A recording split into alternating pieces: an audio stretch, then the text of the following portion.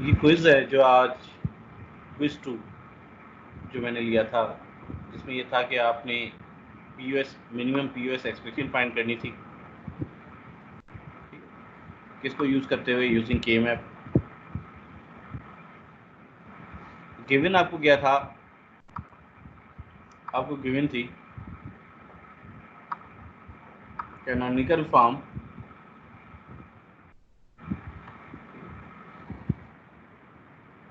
अब ये कि फर्स्ट स्टेप ये है कि आपने इस कैनोनिकल फॉर्म को मैप करना है किस पे, ट्विटर। उस केस में आप देख लें कि कैनोनिकल फॉर्म हमें जो गिवन है वो एसओपी है,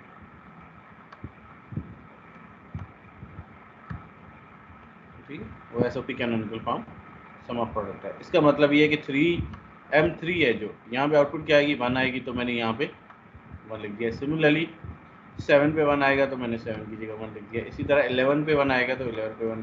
इसी तरह आप देख लें 11 यहाँ पे आ जाएगा, ठीक है। इसी तरह 7 11 और ये 15 है, ये 15 पे हमने 1 लिख दिया, और ये आपका ये 14 है, 14 पे भी हमने 1 लिख दिया। ये तो होगी मैपिंग। अब इसके बाद नेक्स्ट स्टेप ये है कि ग्रुपिंग करनी है। ग्रुपिंग हम करेंगे किसकी, हमने मिनिमम पीयूएस एक्सप्रेशन फाइंड करनी है, तो ग्रुपिंग किसकी होगी, जीरोस की होगी। तो सिंपल सा फॉर्मूला ये है कि आपने ग्रुप ऐसा बनाना है जिसमें मैक्सिमम नंबर ऑफ जीरोस हों। तो पहला ग्रुप हम देखते हैं कि इसका किसके साथ बन सकता है। ये जीरो हमने उठा लिया, ठीक है। अब देख लें ये कॉर्नर सेल है, तो इसका एडजेसेंट सेल कौन सा है, ये इसका एडजेसेंट सेल है, ठीक है। सिमिलरली ये भी इसका एडजेसेंट सेल है, और इसी तरह ये भी आपस में। तो ग्रुप एक बन सकता है, इसको मैं नाम दे देता हूँ इस ग्रुप को 1 का,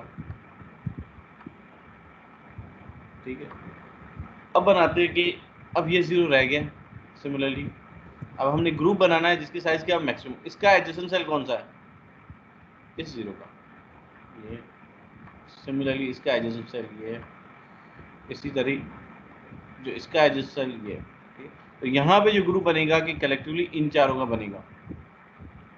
आपने सिंपली क्या करना है कि इन दोनों को आपस में ग्रुप बना देना।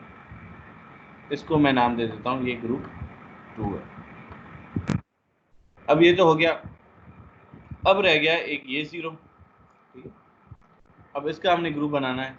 सिमिलरली आप देखें इस जीरो का एडजेसेंट सेल ये वाला है, ठीक है, और दूसरा ये वाला एडजेसेंट सेल है।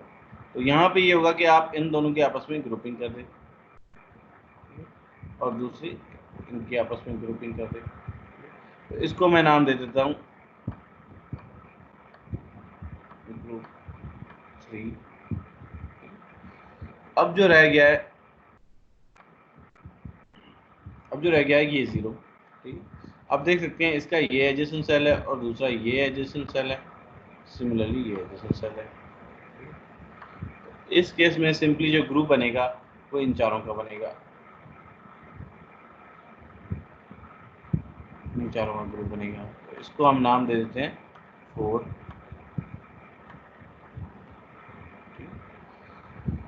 इसको नाम हम 4 दे देते हैं।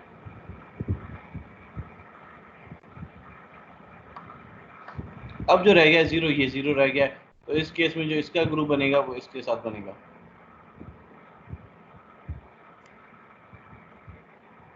तो इसको हम ग्रुप 5 कह देते हैं, ठीक है। टोटल 5 ग्रुप बने हैं और सारे ग्रुप क्या है 4 सेल के। अब हमने ओरल एक्सप्रेशन निकालनी है।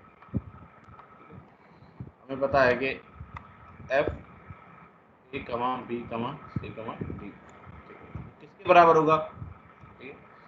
ग्रुप 1 की जो एक्सप्रेशन आई, ठीक है, उसको हमने मल्टीप्लाई करना है किसके साथ, ग्रुप 2 के साथ। सिमिलरली ग्रुप 3 की जो आई इनको आपस में मल्टीप्लाई करना है। सिमिलरली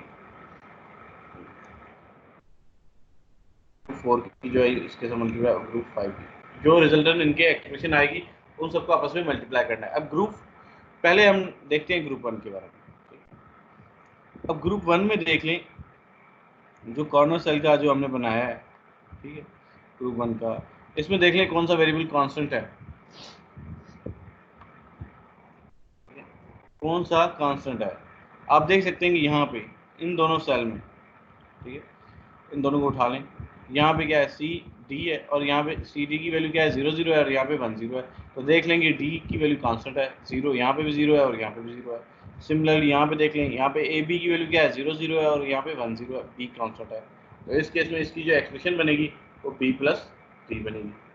क्योंकि जीरोस के केस में जब ग्रुपिंग कर रहे हैं तो हम सम टर्म कैलकुलेट करते हैं, ठीक है, तो बी प्लस, जहाँ पे 0 है तो एज इट इज बी आएगा, ठीक है, बी की वैल्यू 0 है तो हम बी ही लिखेंगे। इसी तरह आप ग्रुप 2 को निकालते हैं, ग्रुप 2 की एक्सप्रेशन, ग्रुप 2 कौन सा वाला है, ये वाला, ठीक है। ग्रुप 2 के केस में देख लें, यहाँ पे देखें कौन सा वेरिएबल कांस्टेंट है, यहाँ पे भी सी और डी 0, डी की वैल्यू 0 है, इधर भी डी की वैल्यू 0 है, तो मतलब डी तो कांस्टेंट है ये केवल, ठीक है, तो हम यहाँ पे डी लिख देंगे, 0 है तो डी ऐसे आ जाएगा। इसके बाद देख लें ए और बी में से ए कांस्टेंट है तो ए की वैल्यू क्या आ जाएगी 0 है, तो यहाँ पे सिंपली ए आ जाएगा, ए प्लस बी आ गया। अब आते हैं ग्रुप 3 पे। ग्रुप 3 में देख लें आप, ग्रुप 3 में ये हम देख लें इन दोनों में सी कांस्टेंट है, सी की वैल्यू यहाँ पे 0 है, इधर भी 0 है, ठीक है, तो सिंपली आप सी लिख देंगे, ठीक है। उसके बाद देख लें ए और बी में से बी की वैल्यू कांस्टेंट है तो प्लस बी आ जाएगा। अब आते हैं ग्रुप 5 पे। ग्रुप 5 से पहले ग्रुप 4, हाँ 4 यहाँ पे पड़ा हुआ है, ग्रुप 4 में यह है कि आप देख लें यहाँ पे जो ग्रुप हमने बनाया है,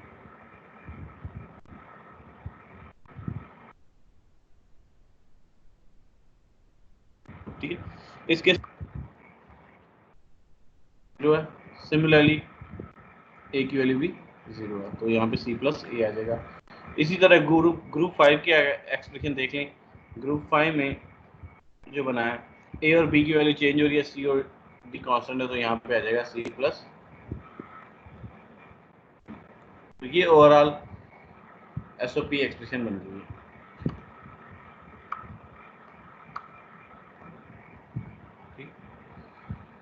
इस केस में टोटल 5 ग्रुप बने हैं, हर ग्रुप 1, ग्रुप 2, ग्रुप 3 और हर ग्रुप के करस्पॉन्डिंग हमने एक प्रोडक्ट सम टर्म कैलकुलेट किया है, ठीक है, उन सम टर्म्स को हमने मल्टीप्लाई कर दिया।